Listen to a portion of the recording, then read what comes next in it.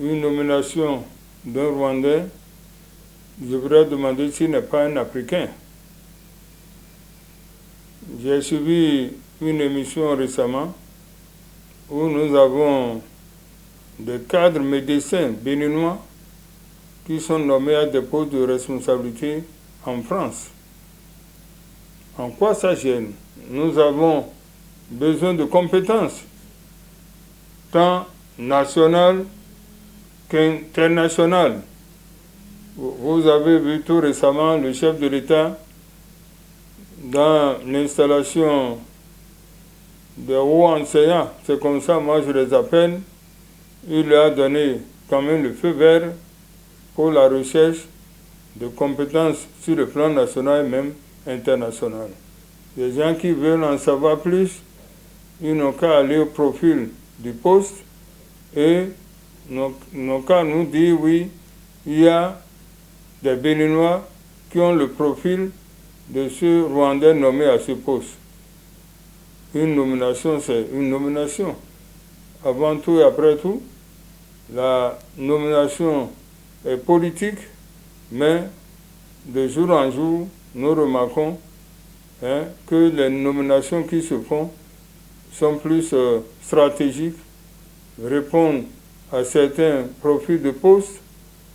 Vous savez, nous avons comme directeur général adjoint de la douane béninoise un Sénégalais. Et vous voyez les réformes qui s'opèrent actuellement au niveau de la douane béninoise. Ce que nous voulons, la compétence mise, nous allons attendre ces apports par rapport au cahier de charges que le gouvernement va lui attribuer. C'est ça l'important. Nous allons demander quand même au président rwandais de faire aussi la promotion des Béninois quand les profils sont requis au niveau du Rwanda et partout en Afrique d'ailleurs. C'est la compétence qu'on recherche partout dans le monde. C'est ça qu'il faut noter maintenant dans nos Congolos et ne pas nous donner à des commentaires inutiles. C'est ce que nous appelons des commentaires inutiles. La compétence, c'est ça que nous voulons. Si on ne retrouve pas sur le plan national cette compétence, on peut recourir à l'étranger. Pourquoi on parle même d'appels d'offres internationaux? Arrêtons certaines choses quand même dans notre pays. Par rapport à la nomination d'un étranger à la tête de l'ANIP, alors je pense que c'est une suite de ce discours du président de la République, Patrice Talon, qui nous traitait de désert de compétences, qui traitait le Bénin de désert de compétences. Donc, depuis ce discours, vous allez constater que les secteurs vitaux du pays sont confiés aux étrangers. Depuis des années, on a confié le port, l'aéroport, en tout cas, beaucoup de secteurs aujourd'hui sont confiés aux étrangers. Pour quel objectif? Pour quel but? Et quel est le résultat? Qu'est-ce que cela rapporte aux Béninois? En quoi cela, c'est-à-dire, améliore notre quotidien? Le résultat est là. Et pour ce qui concerne l'ANIP, je pense que l'ANIP, c'est une agence très, très sensible. C'est l'ANIP aujourd'hui qui s'occupe de l'état civil. Et vous imaginez que, c'est-à-dire qu'on ait sur nos cartes d'identité la signature d'un étranger qui ne connaît même pas le Bénin. Et dans ce pays, en 2016, lors du débat pour les présidentielles, le président Patrice Talon a passé tout son temps à traiter Lionel Zissou d'inconnu, quelqu'un qui ne connaît pas le Bénin. Mais bizarrement, c'est lui qui amène un inconnu aujourd'hui à la tête de l'ANIP. Et l'ANIP s'occupe également de la liste électorale. Et là, nous devons nous inquiéter. Parce que quelle est la mission de cet étranger? Parce que c'est un prestataire de service. Il a un contrat bien défini avec l'État. Quel est le contenu de ce contrat? Et quelle est la mission qu'on confie à cet étranger? Ne serait-ce pas un schéma pour 2026? C'est des inquiétudes. Moi, je suis foncièrement contre cette nomination. Et je pense que si nous voulons des compétences, en matière de compétences, nous en avons au Bénin. Qu'on sait de nous traiter comme un cimetière de compétences.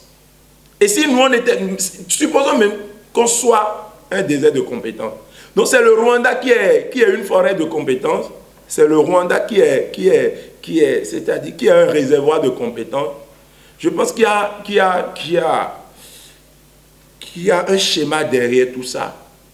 Et certainement cela ne va pas arranger le peuple béninois. Tel que ça se passe, à un moment donné, on aura un gouvernement où seulement le président de la République sera un Béninois et tous les autres seront des étrangers, des Rwandais, des Français, des Américains. Je pense que le président de la République doit revoir cette politique d'appel aux collaborateurs extérieurs ou bien aux compétences extérieures. Nous pouvons accepter d'autres compétences, c'est normal. Mais tel que ça se passe, c'est une forme d'insulte, c'est un manque de respect au peuple béninois. Nous sommes d'accord que nous ne détenons pas la science absolue et que dans d'autres pays, les gens sont avancés, dans d'autres pays, les gens ont une certaine compétence que peut-être nous n'avons pas. Mais tel que ça se passe, je pense que c'est une manière de nous montrer que nous ne sommes rien du tout et qu'il faut utiliser des étrangers pour faire des missions bien définies. Et ces missions, malheureusement, n'arrangent pas le peuple béninois. C'est le plein droit de notre président de nommer qui il veut, à la place où il veut. Ce Rwandais doit avoir des qualités qu'il faut, doit avoir l'expertise qu'il faut. Donc, je ne vois pas les raisons qui vont fonder cette polémique où les gens se lèvent pour dire non, et pourquoi un étranger, pourquoi un étranger? Non. Si c'est un étranger qui a les qualités qu'il faut, l'expertise qu'il faut pour apporter quelque chose pour notre Bénin, il est le bienvenu. Et c'est le chef de l'État seul qui peut décider d'une telle situation. Donc, on lui a donné le pouvoir de faire tout ce qui est bon pour notre pays. Et il voit utile quelqu'un qui a de l'expertise, qui a de l'expérience en matière de quelque chose, c'est son plein droit. En son temps, notre compatriote, notre bien respecté Pascal Irénée Koupaki, au moment où Alassane Ouattara était le premier ministre de la Côte d'Ivoire, en 1993, Pascal Irénée Koupaki a été nommé directeur de cabinet de Alassane Ouattara. Directeur de cabinet, je vous dis, il n'est pas ivoirien. Ça veut dire qu'il a des qualités, il a des capacités, il a l'expertise qu'il faut, il a la compétence qu'il faut. Et c'est pourquoi il a été nommé. Donc, ce sont les polémiques.